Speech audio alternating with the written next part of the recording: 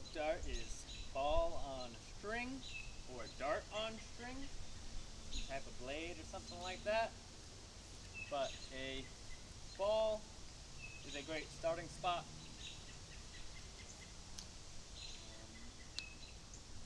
The rope dart can have a loop at the end for your wrist, so that way it cinches up on yourself. And if you go shoot it, and when you let it do a slide, the worst case is it catches your wrist. You can also manage it by holding it.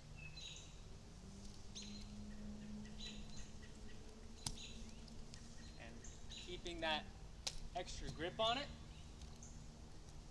We also can let it go entirely if you do that. So be mindful. I recommend starting with the wrist loop since we will be shooting it, and watching your surroundings so that way if you do a whirl with it at full length, nothing's in your range. Alright, so let's get started. So I recommend starting with the poi. Poi is a very important starting ground for rope dart, puppy hammer, meteors, because they're the root of the movement. So our 2 beats, our 3 beats, our front plane, our side plane, our transverse plane.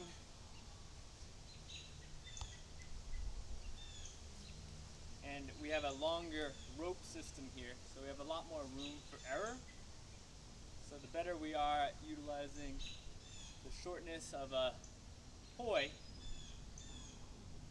the more crossover it's going to come when we start expanding that out to the rope dart. So we're just going to start with TikToks, but there's a slide in here as well. So as I'm holding my rope, back to the style back again, rope management. So I pull the rope and I collect it.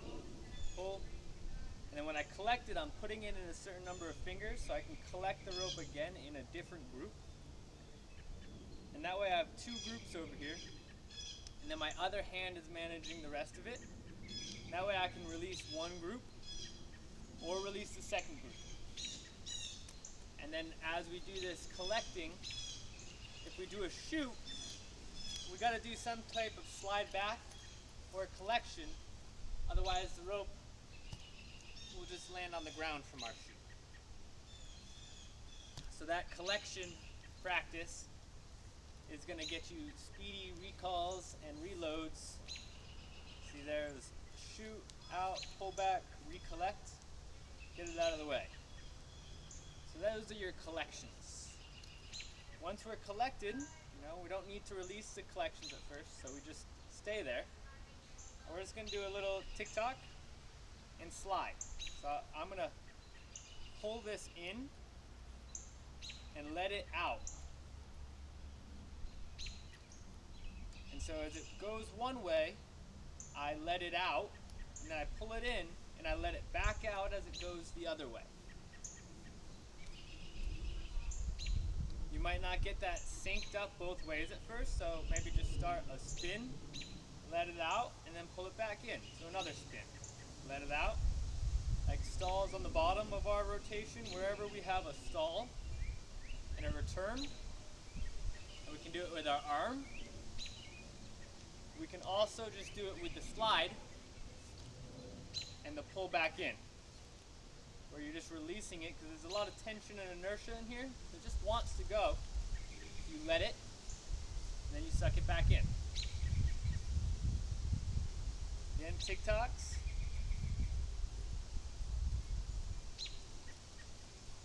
The rotations and slides. That's just practicing our shooting. And we can then do our first release from there from any of those shoots. So I can be in a rotation, do a shoot, and this time I'll do a first finger release, call back, gather, shoot, call back, gather, shoot, call back, gather. And the shoot is all those stall chasers. So which way am I releasing the stall will depend on which way it shoots. essentially the starting of shooting. Now we have acceleration due to the rotation shortening. So when I'm rotating here, I have a certain inertia and power that's inside of it. And if I take the arc and I shorten it, you see how it accelerated and then shot? If I leave my finger in, it will wrap. In a sense, it will continue to accelerate. So if I start a little bit faster, if it does too many wraps, it will wrap on itself and it won't be able to come off, and you won't be able to pull out. So if you get that first wrap and pull out, you take that acceleration and it shoots into one of the directions. So it's not typically done with a finger like that. That was just a way to really show the concept. So I'll do the first one with the knee. So my arc is about hitting the ground, and I'm going to put my knee in it, and you can see the arc shortens and then it shoots. Okay, and then I can do a release. I didn't do a full release here. I just released the hand and let it slide.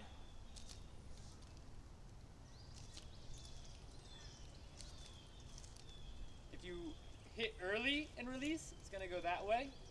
If you do a mid, it's going to go up.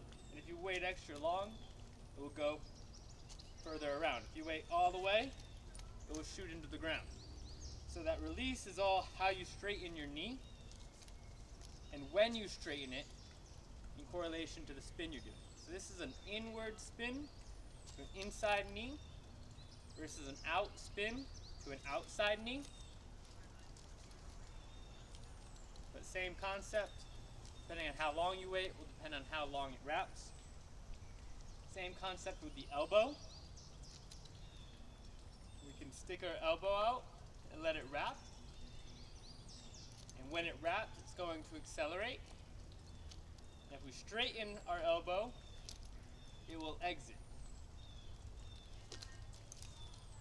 Okay? When we're doing an overhand spin and we tuck under the elbow, it releases out the back. And then you can let it go and extend your arm while still being collected. And it will do it shoot, and then you suck it back. Then you can release a collection, recollect.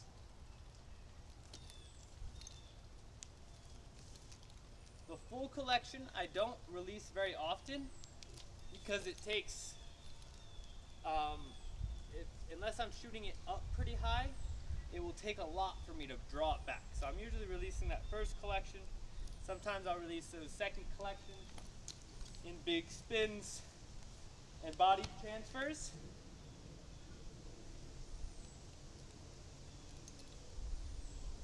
I do a lot more of puppy hammer or oxbow. So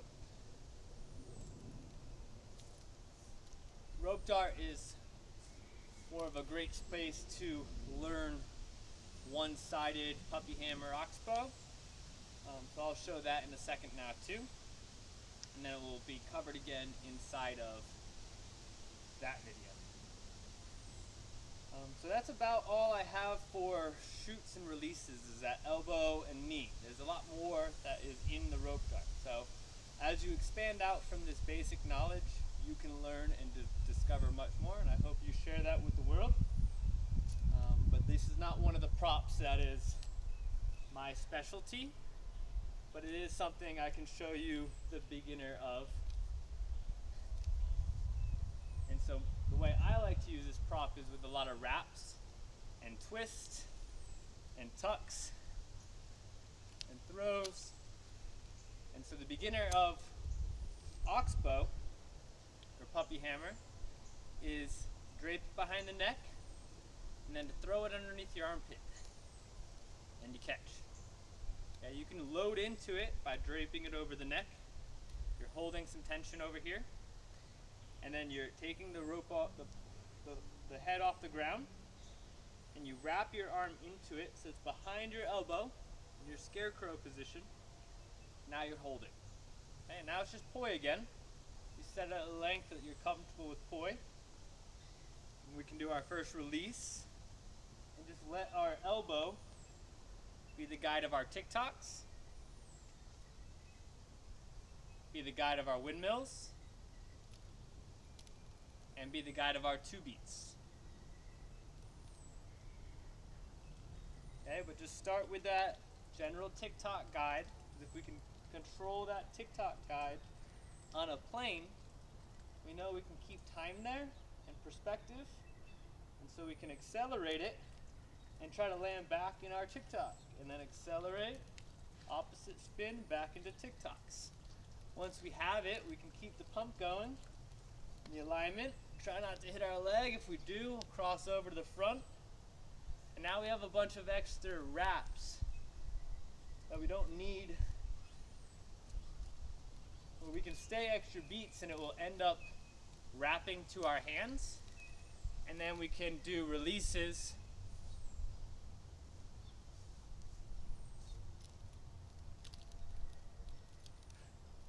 You know, you can really wrap whatever you want. Just give it a wrap and then spin from that point.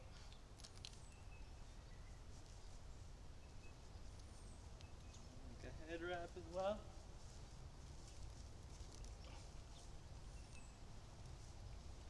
Your neck becomes the pivot. You could pinch it there with your shoulder. You might even be able to spin it from that spot. Give it a pinch, a TikTok.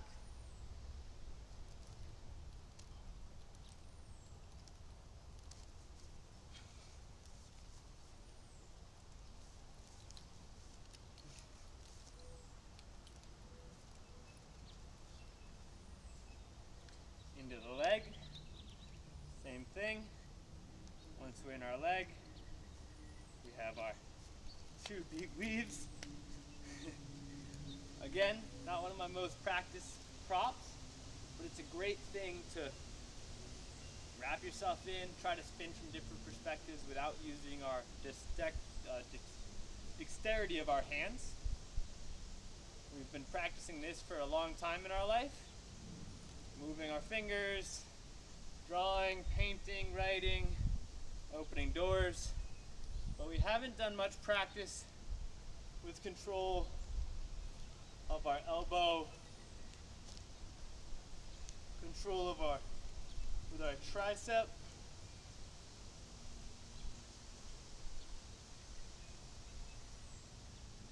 Again, I'll show the wrap here a little bit slower. So I'm at my base. If I take it in and I throw it, and I keep my arm out, throw it under the armpit, we'll wrap in, and I can catch. I can lead with that arm, and then if I stay, I'll get another wrap. If I stay on the other side, it unwraps.